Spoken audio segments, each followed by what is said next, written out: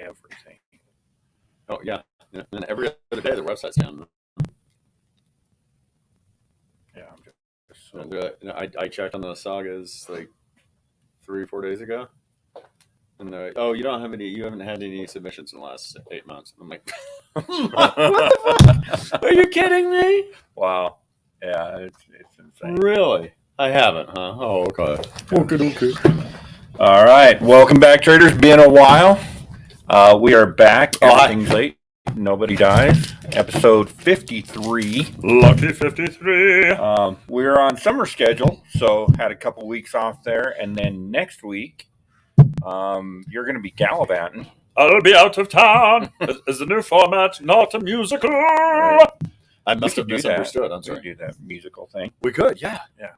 So next week the podcast won't be around because my daughter and I will be out of town. There we go. So we're looking to do kind of a little something different. Mm-hmm. We love comic books. We bonded over comic books. Yes. Other than that, we'd probably hate each other. Pretty much. Yeah, I kind of figure that's where we go there. Shut up. So we do love comic books, and we love talking about comic books, and with Greg and his experience, great wealth of knowledge when it comes to comics. So we want to retain that. But I have a wealth of bad, incorrect knowledge. You ask me anything, and I will make up an answer. I guarantee. I got a wealth of everything but wealth. Yes. So, but I think we're going to go broader. We end up talking a lot about movies, music, and everything else. So kind of more general pop culture. Okay. So if you're not interested in that, stick around anyway, because we're going to talk about comic books. And if you are interested in that, then just quit watching. No, wait, that's the other way around. Anyway, it doesn't matter. We're here. Yeah. Happy Friday. Happy Friday Eve to you. Friday Eve. Yeah, it's Friday Eve. Like Christmas Eve is the day before Christmas? So Friday Eve is the day before Friday. That's where the goddess Freya comes down the chimney and leaves fries. The artist fries. With the eyebrow? Yeah. Yeah, she's cool. So what I kind of wanted to get into today is pop culture and comic books. Mm-hmm. I think we're in an era now where a lot of people think that the popular culture has influenced our comic books, which is funny to me because they're talking about comic book movies. Yeah. And how they've influenced the industry and whatnot. No correlation at all. Yeah. So, and it's interesting to me. And a lot of the reason for that is people think that they draw the correlation, because of the movies, whenever you see a new character announced or a new storyline announced, they drive the value of those books. Temporarily. Yeah, nothing's really staying at the moment, that's for sure. But you do see a lot of that influencing the value of these books. And overall, I think it raises the value. I mean, Iron Man overall eventually is worth more now than it was, what it was even projected to be worth before that movie was made. Yeah, that first Iron Man movie. So in the long run, there's of course high spikes, but it does overall lend to value to those books. But, yeah. You're on TV. I am on TV. Sorry, I'm so distracted today. It's funny that you bring that up because I had a guy in here earlier today, and he brought his son in, and when he came in, I'm just not used to people being really friendly lately because everybody's a little weird right now. Yeah. And the guy came in, and I'm like, "Hey, how's it going?" He's like, "Hey, how are ya?" I'm like, "Hey," and I'm thinking, "Oh shit, do I know him? I can't remember his name, but I've never met the guy before in my life, right?" He's like, "No, I've never been here before." But they were waiting to go see a movie. And they were just kind of looking around. They're like, "So does do the movies have like a big effect on this stuff? And like, do you see people? Does that translate? Do you see people come in and it's asking all of these questions, but nothing technically about comics, Right. he was like, just like I know that there's the Spider-Man animated movie. Like, is that really bumped interest? And I'm like, well, I mean, there's always interest. If there wasn't interest, they wouldn't even make a movie. Yeah. It's like, Very true. I mean, yeah, I mean, they can temporarily bump a little bit of interest, sure. Right. But I mean, the interest is there, and if the interest isn't there, they're not going to make the movie in the first place. I think that the world, the population at large, just kind of looks at comic books as it's like we buy these books for the financial investment. Yeah, yeah. When A lot of people do think that, and that's just not the case. I don't know. Like I know people that flip books and do that as their side hustle or whatever, but a majority of especially your customers that come in here mm-hmm. are buying books because they take them home and read them. Yeah.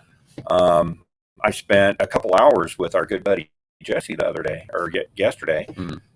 and while he's going through my boxes and stuff, and we were making deals, and he was buying books to put in his personal collection because he reads them, and that's a concept, and it's a little bit different than what I normally see, because what I normally see and what you normally see are, well, not so much you, but what I normally see is people come in and they start buying books from me, and they start going through the boxes. They're like, oh, this is worth money. That's a good deal. That's a good deal. Yeah. Because that's worth more than that. And the way he was going at it, he was like, I need that book. Like, right. I need that book. I haven't read that one.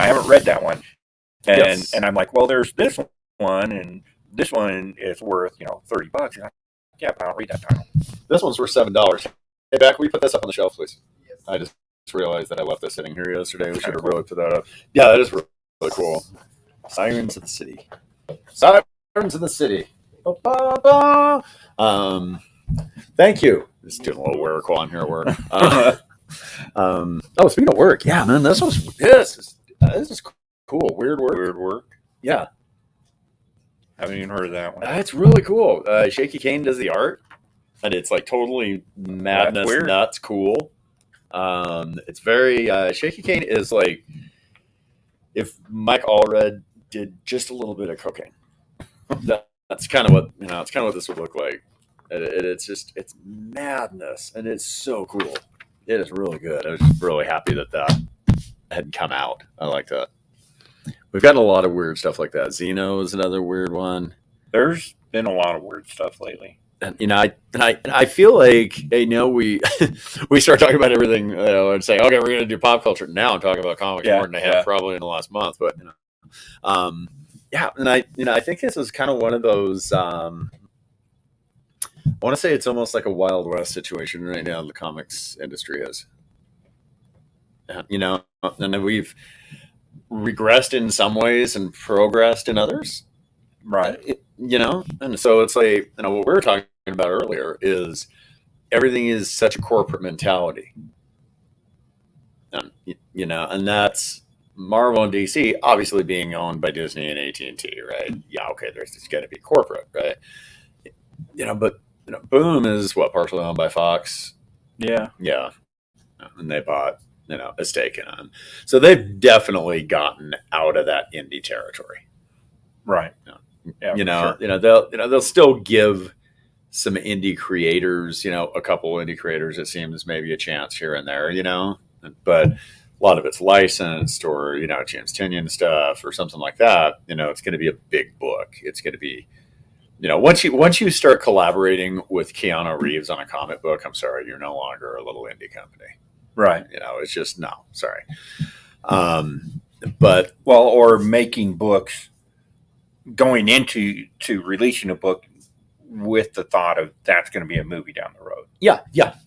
So, and I really, really love the situation right now. And Image definitely has a corporate mentality now, especially since they're, hopping distributors and like, Right. this and that, and blah, blah, blah, whatever, we're going to get a better deal over here and we're going to make $2 more a day. It's like, okay, whatever. It's the bottom line situation that I don't Right. like that, it's all business. You have to look at the business aspect. Of course you do. But I mean, you have to balance that, I think. Well, yeah, because if you don't, then you run the risk of stagnating for Yeah. sure. Because And also just pushing your core fan base out of the way. That's kind of where we're at in pop culture as a whole, because we were discussing movies and everything's a tentpole now. My wife asked me earlier, she's like, what's going on with the Barbie movie? We've got Mission Impossible 3, 4, 8, whatever it is, and Indiana Jones 5, and I'm trying to think of everything's in the movie theaters right now. Right, yeah. These kind of movies, that's why Barbie is such a hit right now, because there's no Barbie movie. This is the Barbie movie. Barbie. It might be based on a toy or whatever, but it's never been done before. Yep.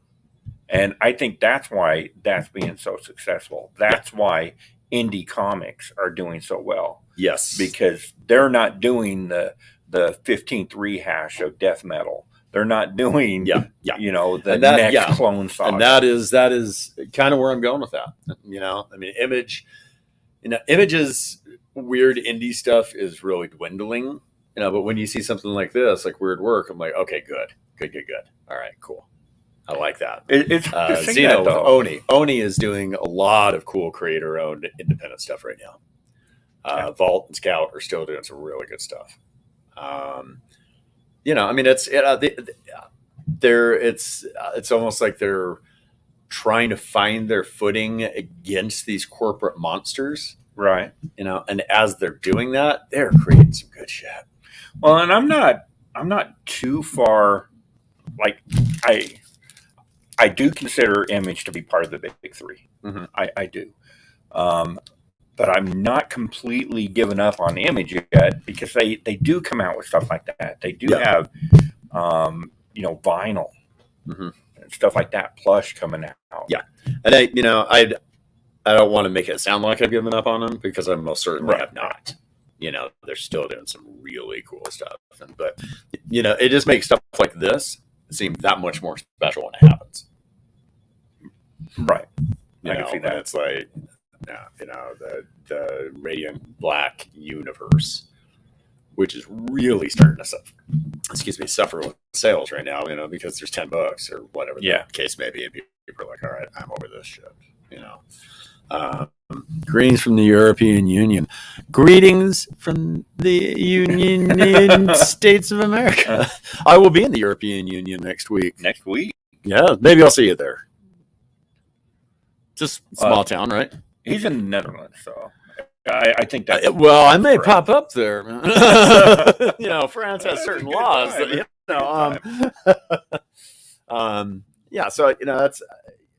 This stuff ends up being really special and cool. I mean, I'm how I am with my X-Men.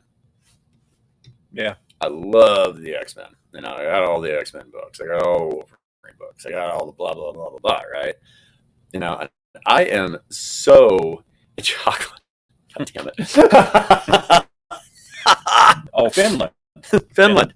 Chocolate in Finland. Yes, chocolate in Finland. Those are our two latest comments. So, I forgot we knew that. Different formats. Yes. Yeah. So, I don't know. I love the stuff. I love comics, and I don't want to not love comics. But there's so many X-Men books coming out right now. I am cutting back on those too. Yeah. I want the core books. That's what I want. And just like Batman, I want the core books. That's it. So this is what scares me about what's going on. I told you this earlier.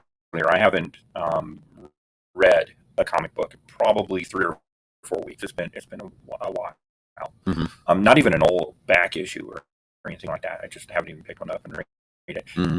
And I've been struggling with just comics in general, the hobby in general, for months now. I still love comics. I love what I do working with the books and pressing and Yeah, cleaning yeah. it and doing all that. But I'm really struggling because even the ones I really like, I think Daredevil's been just fantastic the last few years. Detective, really enjoy the new Superman stuff with um, with Jonathan. Like, Oh, John Kent. yeah, Yeah. I really like that. I think there's some brilliant writing going on there. Um, but it just seems to me that especially when you're a Marvel or a DC, you put out a book or a movie or TV show and it hits, Mm-hmm. then they're like, whatever you did there, do 10 more. Yeah, exactly. That's a lot. And it gets to be overwhelming. And that's where X-Men are very oversaturated like that. Mm-hmm. That's where Batman is right now. That's where Yeah. Spider-Man is right now. And I'm afraid that the indies are going to start following suit. Ninja Turtles had a big hit with Last Ronin. Now there's like 7 Turtles books. Yeah, now well, that's a going different crazy. situation because that's IDW, and they're running out of things to put out. Yeah. You know, they have Sonic, they have Turtles, they have Star Trek, and they have My Little Pony. But would they be better off if they say, okay, well, we hit big with Last Ronin, which if you haven't read Last Ronin, it's a fantastic run. Took forever for him to get them all out, but just a fantastic story. And I'm not a Turtles guy, but that story was great. So they're leaning into that because they were so successful the first time. Mm-hmm. Would they be better off, saying, okay, so that was a great hit over there, but what's new? What's new that we can bring to the people? I think that they would serve the industry, the hobby, and themselves better if they were to do that. I mean, I agree with that. And they had Ninja Turtles, like, was it Last Ronin? And then they had Last Ronin Lost Tales. Right. And now they have a Last Ronin Lost Tales one shot this week. Right. You don't, I mean, wasn't Lost Tales a Lost Tale? Why do you need a Lost Tales Lost Tale? And like, what's next? Last Ronin and Buffy crossover? Like, I mean, there's Turtles Stranger Things. There's Turtles. I saw that today. There's Lost Tales. There's a Lost Tales one shot. There's a Street Fighter crossover. There's a Usagi crossover. Like, okay, Usagi kind of makes sense. There's a new best of whatever one shot. That's literally 7 titles up there right now. And it's too much. It's just too much. I mean, we talk a lot about oversaturation with covers and variants and stuff like that. But character oversaturation, like, it's a serious thing. Yeah, right. And they can't take the cue from the MCU. Like, people are burned out on new superheroes, and just give us a break, give us a chance to breathe. Yeah, give us something new. Give us Barbie. Teenage Mutant Ninja Turtles versus Barbie. Let's do it. Yeah. So Kat just keeps putting chocolate on like everything. chocolate. She knows I'm going to Switzerland. I was thinking, Kat, that we don't bring chocolate back, so I don't want it to melt, in my suitcase or anything. What I'm thinking is Switzerland is also very famous for cheese, so I can bring you some warm carry-on cheese. Some carry-on cheese. Some warm, not carry-on beautiful carry-on cheese. That would be very tasty by the time I got it home. It would start as Swiss cheese and end up being blue cheese. It would be delicious. I do like Swiss cheese. Yeah, I like blue cheese too, but only if it's correctly made. Yeah. I don't know. I want new things, and the argument is always, well, unproven new things don't sell, right? But new things do sell. You just have to handle them correctly.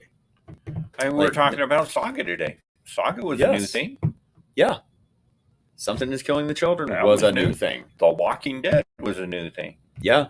Nobody was doing zombie, but everything was vampires. It was because of 30 Days of Night. Yeah. Which was also a new thing. You know? So it's like I think that they really need to I really think they need to scale back on the other stuff so it doesn't get buried. Yes. Because I mean, if you got, say, IDW, and you got 7 Turtles books, there's what, 8 Star Trek books, I think, right now. Yeah. Um, and then you've got, I think, 3 Ponies books, and then you got Sonic, right, and then a bunch of one shots with Sonic. What chance does I don't know, Birdman the Magnificent, or the Unholy Mustang, or so, I don't know, something. What chance does that have? It's going to get buried in the solicits. It's going to get buried when it comes out. Nobody is going to see it. And so if you've got 10 pages devoted to Star Trek, and then another 10 pages devoted to Turtles, and then at the end you're like, oh yeah, brand new book from this creator. Yeah. Anyway, did you see our Turtles books? And that's all they promote. So I think they're doing themselves a disservice, really, by doing that. Mr. Monster. Mr. Monster, wow. Mr. Monster. Did they ever do a Count Crowley, Hellboy? No, but they did a Count Crowley, Criminal Macabre, which is just an obvious fit. But yeah, that would be pretty cool if it was Hellboy. Yeah, I think that'd be a good fit. I like the Count Crowley stuff. And as long as, and I'm going to drop some ire here, but as long as Miguel doesn't do the covers. Okay, so it's a hot take. It sucks as an artist.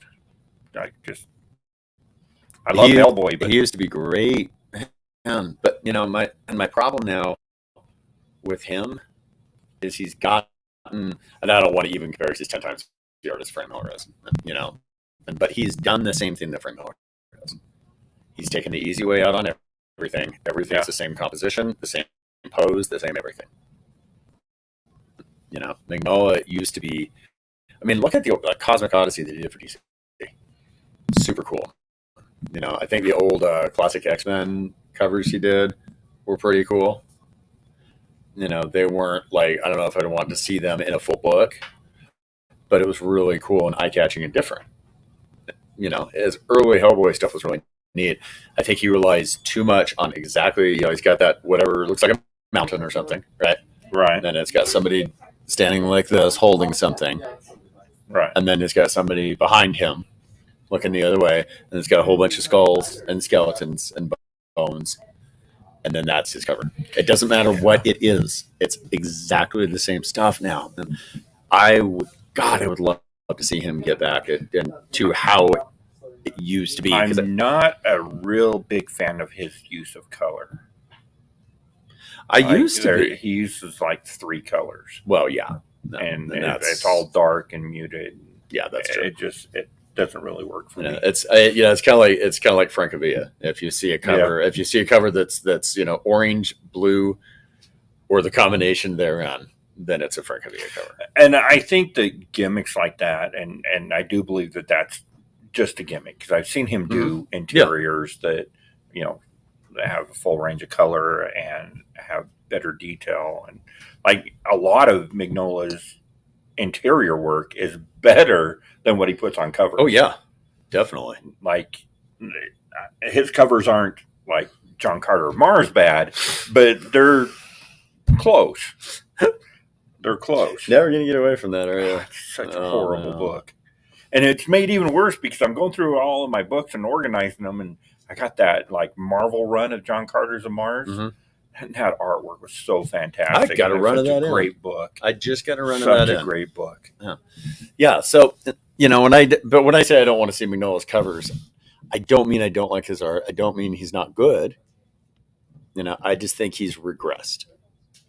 He's taken the easy way out of everything. And, when you have blocky black shadows, and then you've got some red, and you get a little bit of blue, and that's all you do.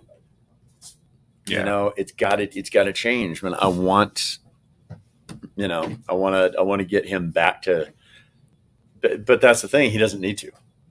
Yeah. There's no There's nothing pushing him back to that.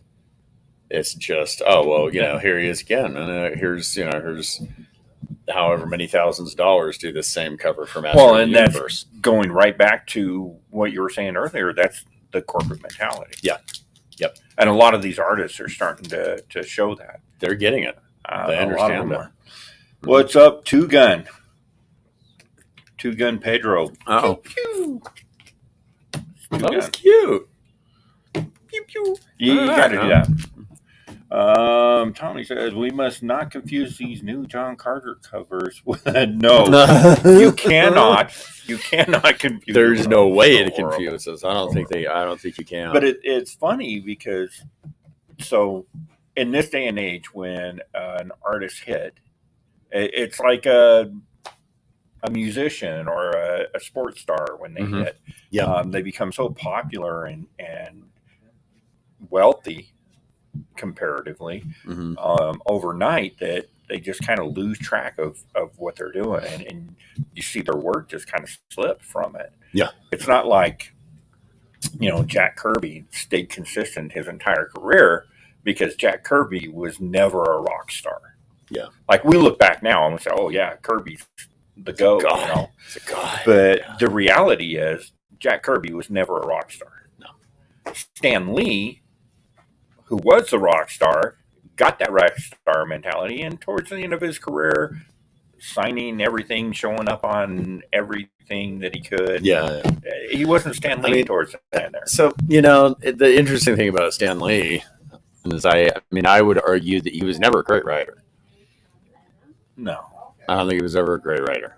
Now what I do think, and I will defend this to the end of days, he was a great idea man. Yes.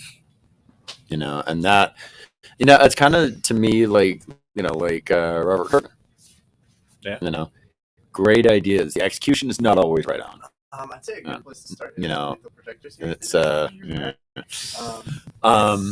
It's that's not to say I didn't enjoy Walking Dead. I think it definitely had its problems. What's going on currently? But and he fell into the whole at the end of every issue. It was like, oh, here's the cliffhanger. What's going to happen? And then it never gets resolved. It was just like, oh, that didn't happen, and then we won. Yeah, and you see it with Walking Dead, early Fantastic Four, Department of Truth. I know that's another hot take people aren't going to really dig, but these writers have a great broad view of things and have great overarching stories.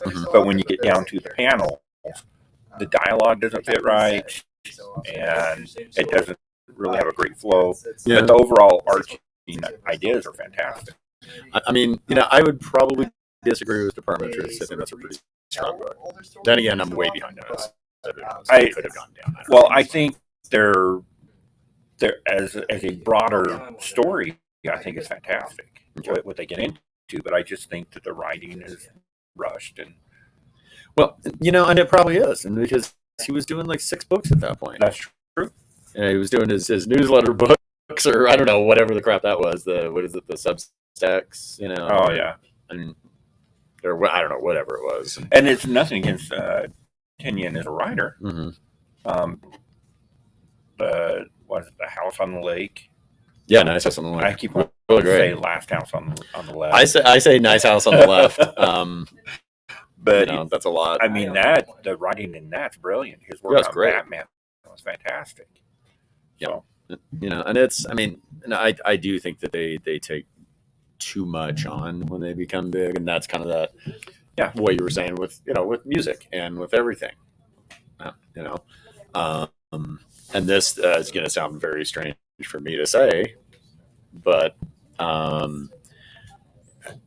because I'm Mr. Metal guy here with my Slayer shirt on, right? But Lana Del Rey.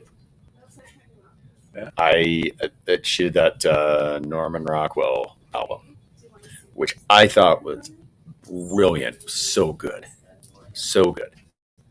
And then her latest album, I just heard, and I was like, oh, this is garbage. And I like that Norman Rockwell album so much. I got her earlier stuff, and I'm like, it's okay. You know, I don't know. But I think if you get too big too quick, then you lose track of what's going on. Yeah. And you just vomit stuff out and say, go. Sleepy Readers popping in to say, hey. Hi there. So, Damien, Hi there. putting out, I don't know if it's just coming up on my feed a lot more or if you're actually putting out more content, but he's putting out some really good content lately. If you're not subscribed to Sleepy Reader 666, go check him out on YouTube. Great stuff going on over there. For sure.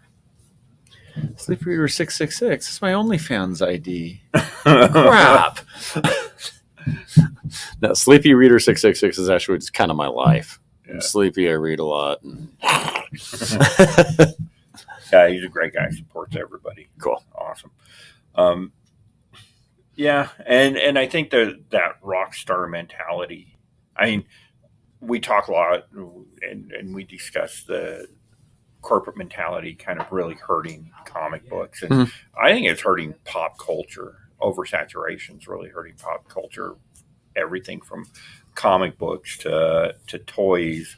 Like you got Hasbro putting out action figures that fall apart as soon as you take them out of the cheap cardboard packaging. It's freaking horrible.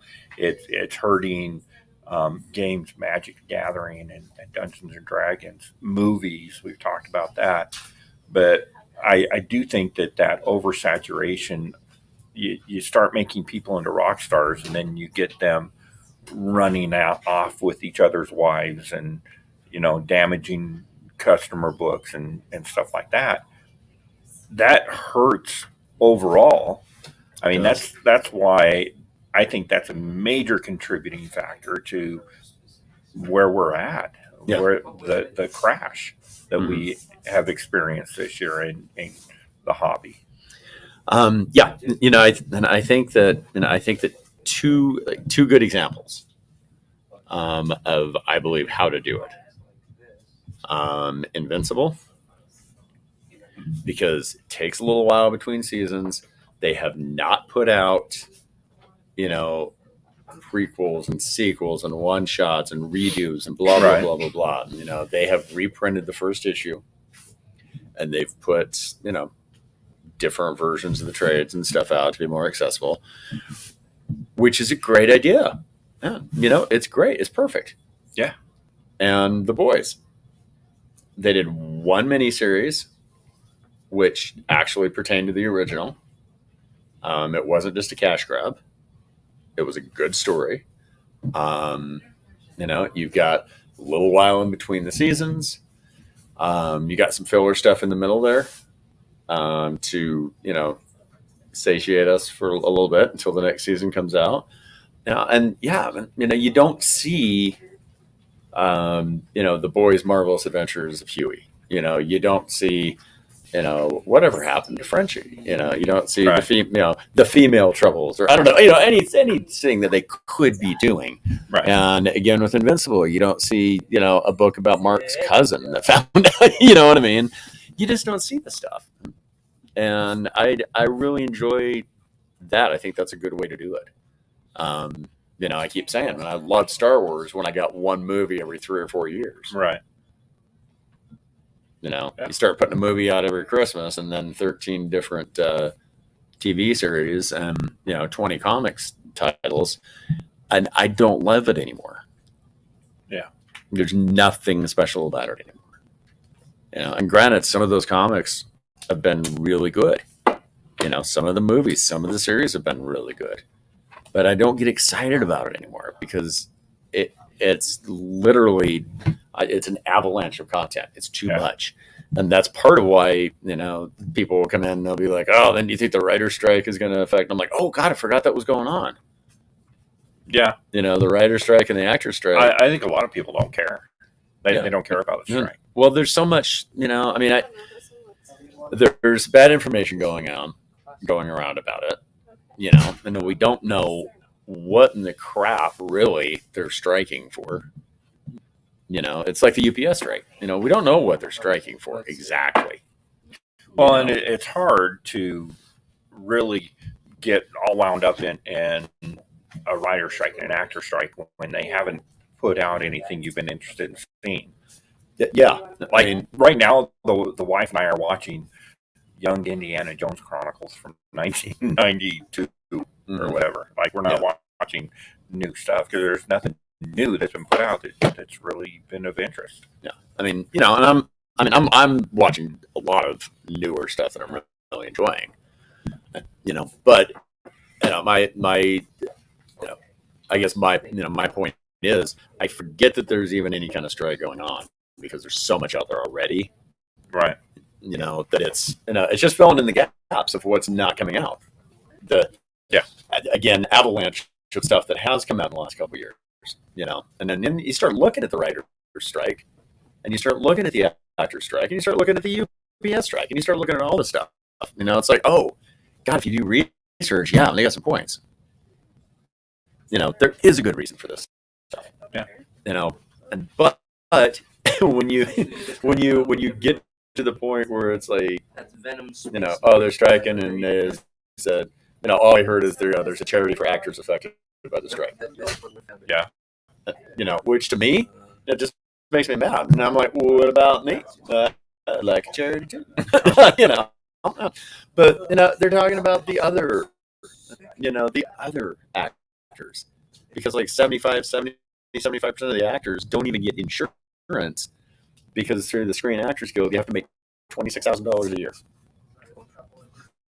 Most actors are not even making that.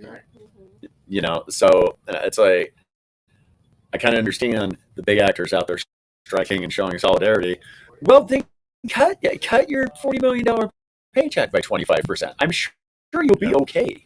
I mean, it kind of goes back to the baseball strike of the 90s. I mean, I watched every game, every Minnesota Twins game my entire life up to that point. But when you got millionaires yelling at millionaires over not being millionaires, but they're millionaires, I don't care anymore. Yeah, and that's where I was with basketball. Yeah. We had courtside seats to the Jazz game. I would go to almost every game. I knew a bunch of the players. I knew the coaching staff. I knew the owners. Like, I knew people. We would always go to these things, man. It was so cool, and we were in it from the beginning. We support them. And then Karl Malone's like, well, Karl Malone doesn't know if Karl Malone can make it on $50 million a year, and I'm like, well, Karl Malone can kiss my ass because I don't care anymore. So Yeah. I don't know. Damien says, my regular shop owner says business is slow in his shop, but his back issues and online sales are okay. Oh, back issue online sales. Okay. I mean, yeah, and you're kind of experiencing that a bit too. Your back issue online sales are. Yeah, my back issue sales are going nuts right now. I mean, and that's mostly what people want at the moment. Yeah. They're, like, oh my God, man, we need this, we need that, and then the new stuff comes out, and they're like, oh, I don't know what this is. The DC stuff is, the Night Terror stuff was selling really slowly to begin with. Now it's picking up, because people are realizing, well, wow, then I guess if I have any DC stuff at all in the next 2 months, I got to read this. Yeah. They're kind of begrudgingly picking some of them up, which I understand. Well, it's so hard. I don't understand how in the middle of a recession they decided it was a good idea to put out more Spider-Man books. Mm-hmm. Yeah. Like somebody at Disney was like, oh, I don't know. That Spider-Man movie's doing well. Let's go from 1 book a month to 4. Yeah. Well, and that is making shareholders happy. It's not making readers happy. It's making shareholders happy, and because and they know very well if they're going to put if you've got Amazing Spider-Man, and say it's selling 80,000 a month. I don't know if it is or not. I doubt it, but it might be. It might be. It's still selling. So you get Amazing Spider-Man that's selling 80,000 a month, right? They know if they have Amazing Spider-Man and Spider-Man, maybe that'll drop to 70,000, but you're still going to get 40 or 50,000 on Spider-Man, right? So their total can be like, oh man, look at this, we got 120,000, 130,000 Spider-Man books sold. let's do a mini series too. Maybe we can bump that up to 160,000 a month. Yeah. Not realizing, okay, well, we do have to pay these people for all this, right? And all then the 7 variant covers, we have to pay all 7 people, But look how good that looks to the stockholders. Yeah. We went from 80,000 Spider-Man books to 200,000 Spider-Man books in 2 months. Look what we've done. The stockholders are like, yay, good job. Here's some more money. I'll buy some more stocks. Yeah. And then that's what it is. Now, plus, they're so, comics are a couple months out. Right. So, the Spider-Man movie comes out, the Spider-Verse movie, okay, and it's huge. So they're like, well, we need to do 2 more spinoffs. Okay, let's do 2 more spinoffs because the movie's really big, right? Made a lot of money. So they have to get those ideas together and then get creators together, which is going to take them a few months. Then they have to create it, which is going to take them another, month to do an issue, right? Then they have to solicit it, and then it comes out 2 months after that. So they're 5 to 6 months behind whatever trend is happening in real time. Right. So 5 to 6 months later, maybe people are over Spider-Man because it's out of the theaters, man. You know what I mean? And then they're like, oh God, people are talking about Deadpool 3. Let's do that. Let's do more Deadpool books. Let's put him in more things. Let's do this. Let's do that. Let's scale back on the Spider-Man. Forget Spider-Man for a minute. And then they put a couple of Deadpool books out, right? And the writer's strike happens, so the Deadpool movie gets pushed back. This is the variant edition. Yeah. So now Deadpool was canceled, and the other one is miniseries. So in like 2 months, all we're going to have is a Rob Liefeld miniseries for Deadpool. They're so they don't look at a long-term game; they look at the short-term. 1, 2, and this is like, and you've got to look at the long-term 6. consequences with comics. If I did that, and I'd be getting stuff in, and I'd be like, okay, this book right here, okay, it's really hot. It's $20, even though it's a $4 book. Sell. And I don't care if you come back next week. I don't care if you get ripped off and you're mad. Comics is a long game, and I feel like the only people that realize that are some of the shops and some of the readers. Yes. Unfortunately, it's not the shops that they're supporting. No, it's not. They're supporting themselves and their shareholders. Yeah. Well, what I mean is, so you understand that that's how that works. Mm-hmm. I think we are lucky enough in our area that our shop owners are smart enough to understand that that's how it works. But there's a lot of national, like online shops, and museums that think they're comic shops, that don't think that way, and that's who the comic book companies want to support. Yeah, because they buy everything up front. Yeah, yes, we will do 3 exclusives every month, and that's all we do. Yeah, and there's nothing wrong with doing exclusives, but if there's too many, then it just overwhelms the regular book. For sure.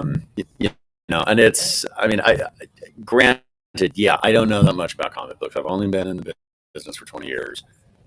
About 25 years once you start looking at this, part-time work for, I've only been reading for, 45, 46 years is all. I'm not experienced like Marvel is. It has been around for 75 years longer than I have been.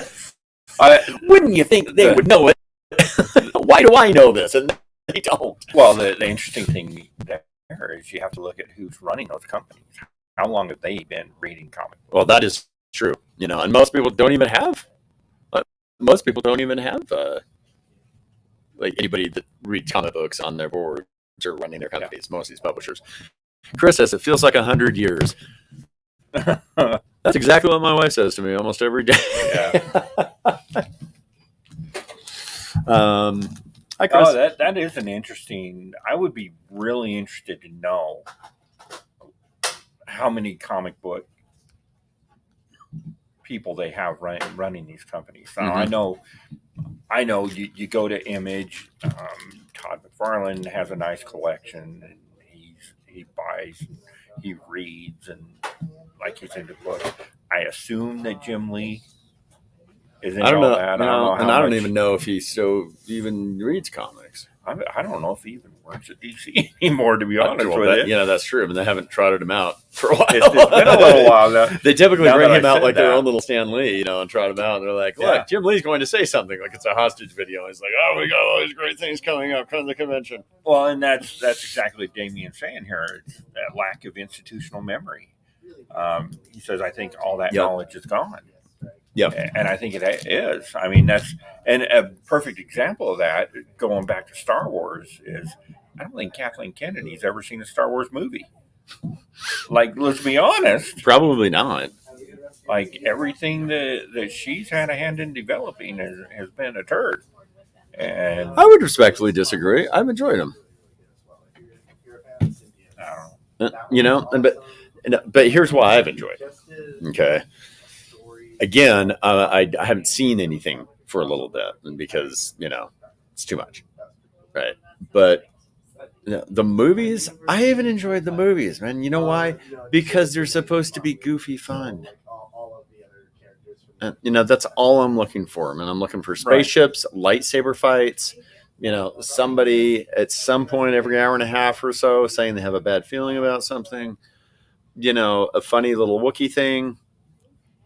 R2D2 going go go go go go go go go, and getting all mad. And, right. Whoa. But if you look at those Star Wars movies, the stuff that's been a hit has been the Filoni stuff. That Kennedy really hasn't had anything to do with. No, that's true. Yeah, that is true.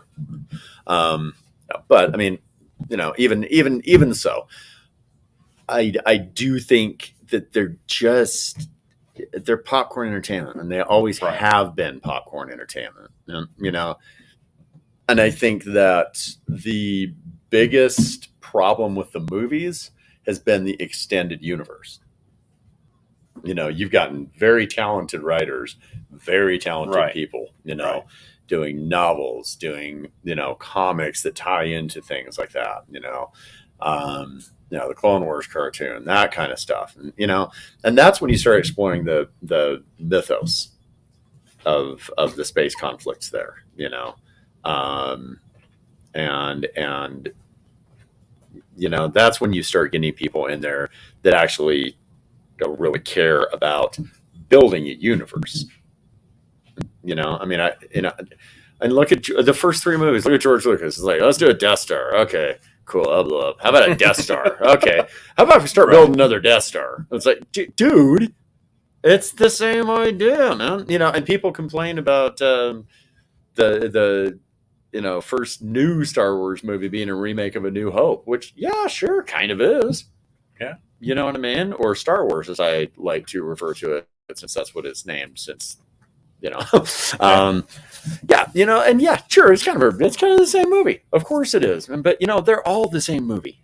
They're all pretty much the same pattern, and I understand that, but I mean, I think if you just take a step back from your passion for whatever that may be, in that kind of situation, I think if you just take just a little bit of a step back and you realize that this is popcorn fun, right?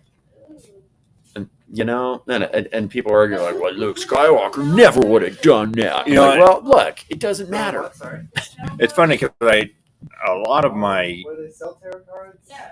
I definitely don't want to get into the politics of it. I think that's just asinine. But the new Indiana Jones movie came out, and I'm a huge Indiana Jones fan. Love every Indiana Jones thing ever done. And I went to see this one, and I heard a lot of bad things about it because of the female lead and neutering Indiana Jones and all that kind of crazy shit. Yeah. But when I went into the movie theater, I bought a tub of popcorn, I got my soda, and I just wanted to see Indy be Indy. Yeah. The greatest Indiana Jones movie. Like, it was just awesome. There you go. It was Yeah. amazing, and I think that we get too tied into, especially the politics of the companies and the people running those Sure. companies, Yeah. that we forget that they're supposed to be entertainment. They're supposed to be Right. fun. Yeah. Like, I loved Rogue One. I thought Rogue One was probably the best Disney movie. Disney Star Wars Fantastic. movie. I loved it. Like, it was brilliant. Yeah, loved it. And yeah, but when people go looking for agendas and all that stuff, I think Oh, that's it's right here. that's what's too much. ruined it. Yeah. Yeah. And, and it's too much. Yeah. Yeah, Grace, but it was good. Yeah. She's wrong. She knows nothing about Indiana Jones. It was brilliant. But my Are favorite. she talking about that, or is she talking about No, Rogue she's One? talking about Indiana Jones. Oh, okay. She was like, man, I thought it was fantastic. No.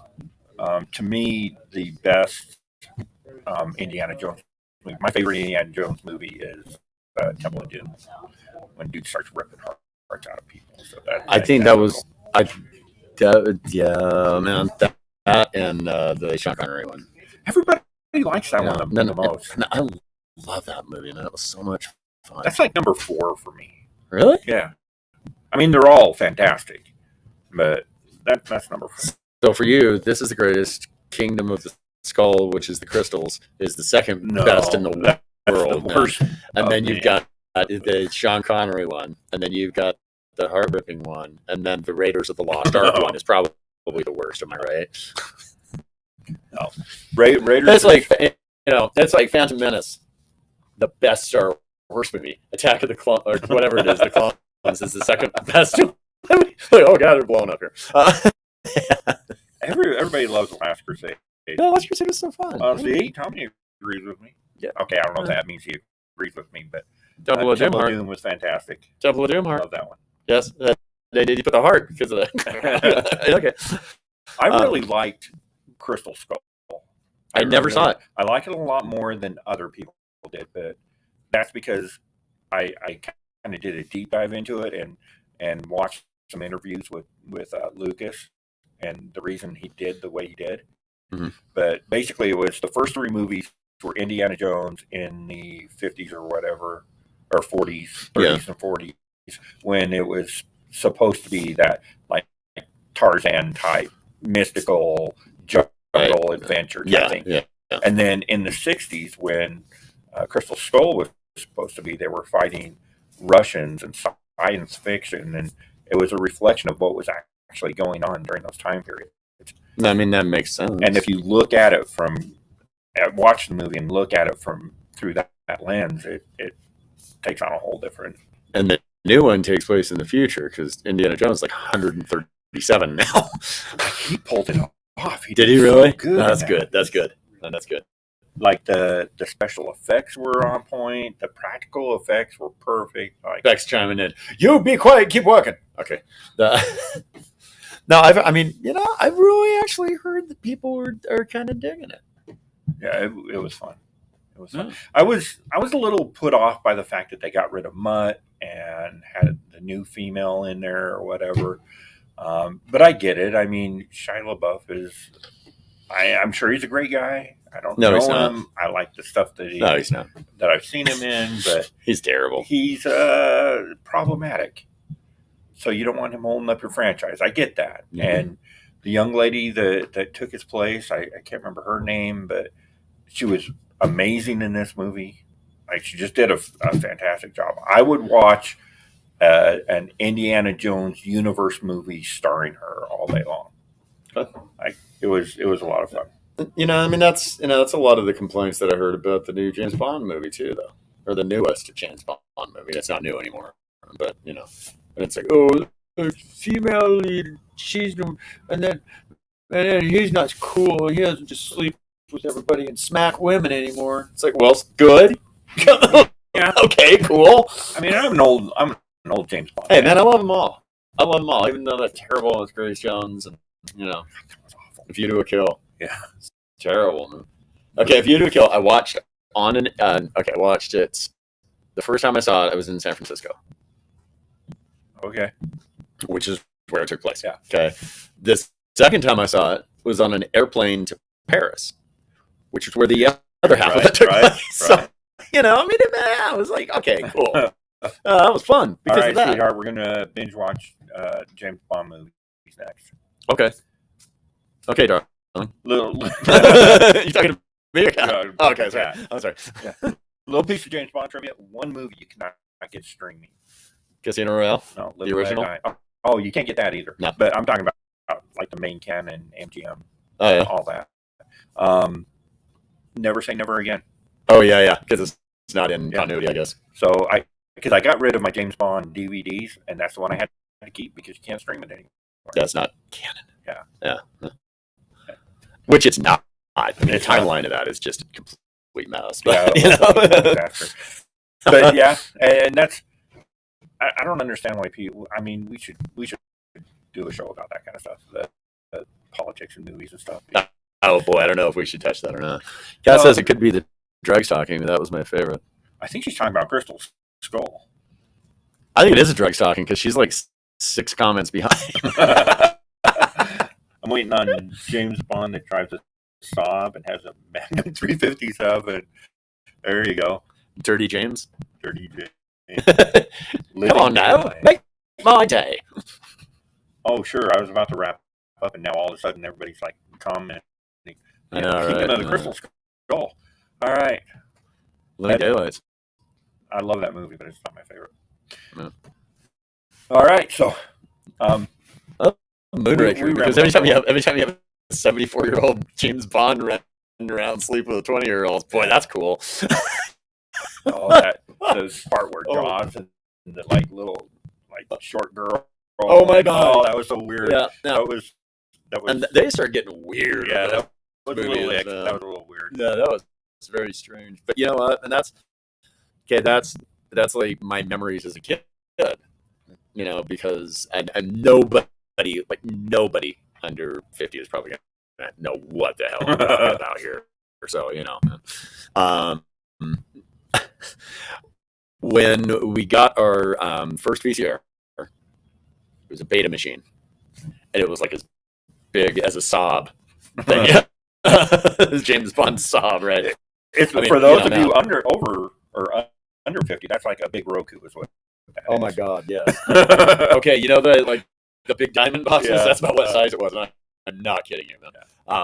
And it, but you could, it was like, oh my God, this is amazing, and you can tape things off of TV, right? Yeah. And they would have James Bond movies on TV all the time. So I would tape it, and then they're like, you can fast forward through commercials. The future is now, and so I had all these beta tapes with, ABC Monday Night at the Movies, Moonraker, all this kind of stuff, and so, and that was the era of those movies, basically Dr. No up through Moonraker, that's the era of those movies that I started watching. Yeah. And so it's like those kind of have a special place with me, and they got more shit crazy as they went on. They really did. Yeah, and it was totally nuts, but it didn't matter because that was my era. And this is before you could buy videos, before you could rent videos. You couldn't really do much of anything at that point. Video stores came out, and I was like, oh my God, this is fantastic.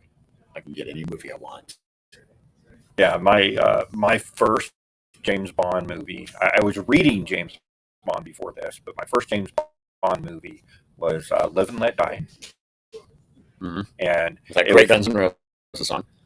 And it was a double feature with Kentucky Fried Movie. Oh my God! I own both of those movies. And my mom was like, "Okay, you can watch James Bond, but you have to lay down and go to sleep for a Kentucky Fried Movie." Oh man, the drive-ins. That's where I first saw Slumber Party Massacre. Oh, crazy stuff. We were there for a family film, and I was watching out the side of the window, and I was like, "That girl's in the shower, and she got murdered. This is crazy." Yeah, drive-ins. So great. Anyway, yeah. So there you go, Moonraker. Yes, thank you. Great stuff. So yeah, I don't know if we really had any kind of a topic or subject, but kind of the new format. We're just going to talk about pop culture, comic, whatever we want. movies. Yeah, have a conversation. This is good. If you want to be part of the conversation, pop in every Thursday at 3:30. Not next week though, because Greg's going to be in the European Union. Yes, I will be bringing home some warm cheese for your wife. That sounded really weird. Live and let die at the drive-in. Yes. There you go. And we're also going to start doing a monthly show where we're going to get members of our Utah comic crew together and just kind of do a roundtable discussion about what's happened in the industry in the last month. And we are? Cool. Know more about that. Yeah. Please let me know more about it too. That sounds fun. It's just I'm gonna go different shops and sit down with people and have a bunch of the collectors in the area bring out their stuff. Cool. It'll be cool. Show off some of the local nightlife. It'll be great. I like the nightlife. So make sure you like, comment, and subscribe, and ring the little bell. Let you know when we're going to drop another one of these. Here and we'll talk long as hell. And you can help it if you just hit the bell. And then, all right. See you later, traders. Hi, Tim. Bye, Tim.